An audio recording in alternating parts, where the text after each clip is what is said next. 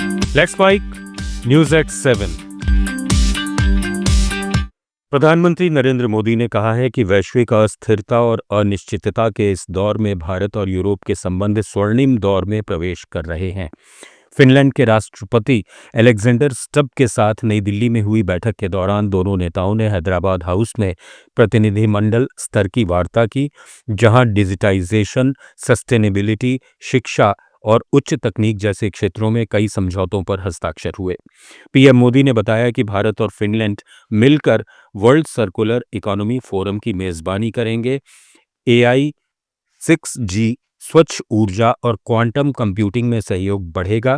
साथ ही भारतीय छात्रों और प्रोफेशनल्स के लिए फिनलैंड में नए अवसर खुलेंगे। पीएम ने यूक्रेन और पश्चिम एशिया के संघर्षों पर संवाद और कूटनीति को ही समाधान बताया। एआई से लेकर 6G टेलीकॉम तक, क्लीन एनर्जी से लेकर क्वांटम कंप्यूटिंग तक, कई हाईटेक क्षेत्रों में हमारे सहयोग को गति और ऊर्जा देगा।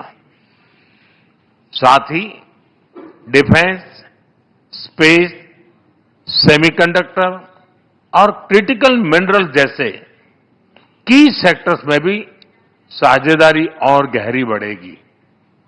भारत और फिनलैंड। राष्ट्रपति स्टब ने भारत को यूरोप का रणनीतिक साझेदार करार दिया और कहा कि दुनिया को थोड़ा और भारतीय बनने की जरूरत है।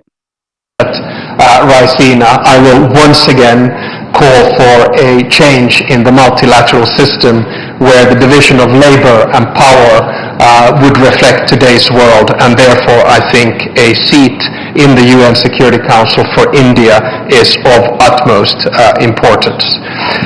We of course also discussed today the relationship between India and the EU, and I have to say that the trade agreement and the strategic partnership that was forged just a little while back between the EU and India is of great significance.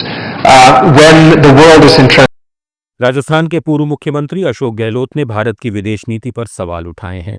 उन्होंने social media पर लिखा कि भारत की ताकत उसकी स्वतंत्र आवाज में है, न कि किसी की जी हुजूरी में।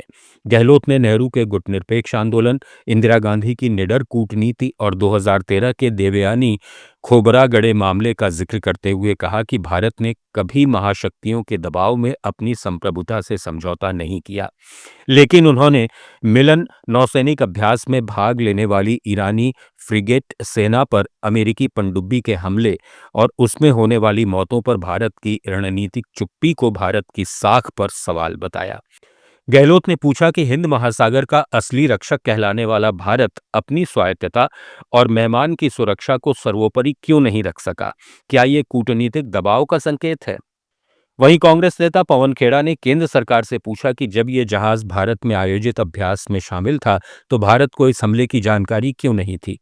ये भारत की सुरक्षा और कूटनीतिक भूमिका से जुड़ा बड़ा सवाल है, जिसका जवाब सरकार को देना चाहिए। भारत को ये जानकारी नहीं थी कि अमेरिका ऐसा करने वाला है। नहीं थी तो क्यों नहीं थी? और अगर थी तो आपने क्या कदम उठाए अपने मेहमान की रक्षा करने के लिए, आपके प्रभाव का इस्तेमाल करने के लिए? जो प्रभाव हमें लगता था है आपके पास, जो पहले तो था, पिछली सरकारों के पास था। प्रिंसेस लतीफा का उदाहरण देखें तो लगता है था।